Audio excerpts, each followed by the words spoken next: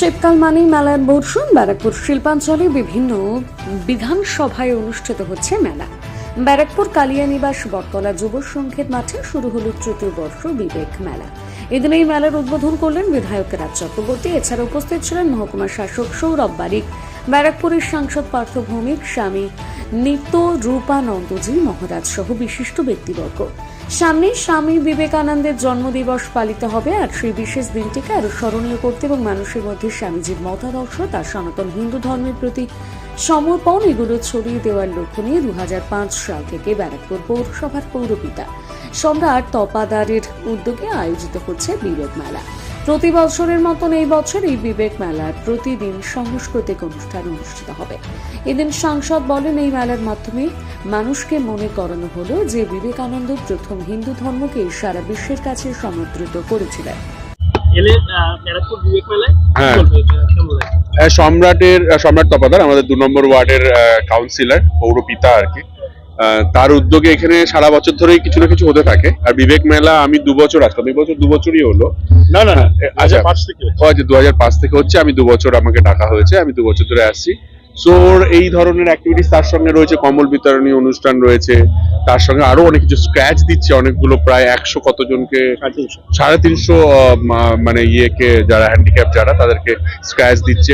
তো সারা বছর ধরে করতে থাকে এবং আমাদের এত বেশি করে, ফলে কি হয় আমাদেরকে খুব জ্বালায়, আমাকে আর পার্থদাকে। সারাক্ষণ ওর অনুষ্ঠানে আমাদেরকে আসতে হবে এবং সবাইকেই আসতে হয়, কারণ ওর উদ্যোগটা খুব ভালো।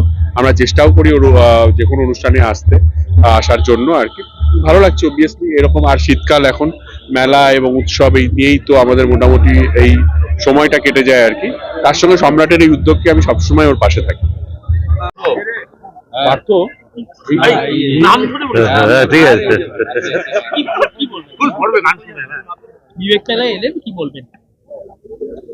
বিবেক মেলায় এলাম, কি বলবো, মানে বিবেক মেলা মমতা ব্যানার্জি সম্পর্কে বিবেকানন্দের স্মৃতি বিজড়িত বিবেক মেলা।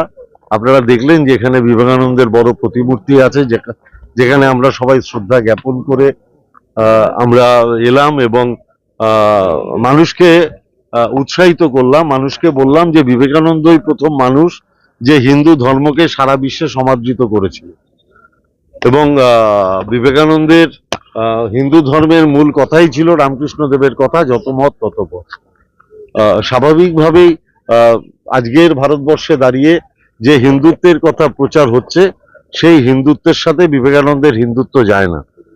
বিবেকানন্দের হিন্দুত্ব ছিল নিজের ধর্মের প্রতি আনুগত্য, অন্যের ধর্মের প্রতি সহিষ্ণুতা।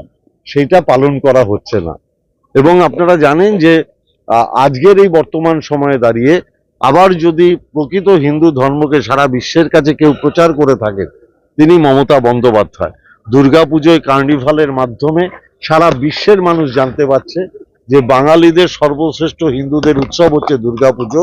সেটা বাংলায় সাড়ম্বরে পালিত হয় এবং তার জন্য একটা কার্নিভাল হয়, যেটা দেখার জন্য বিদেশ থেকে লোক আসে।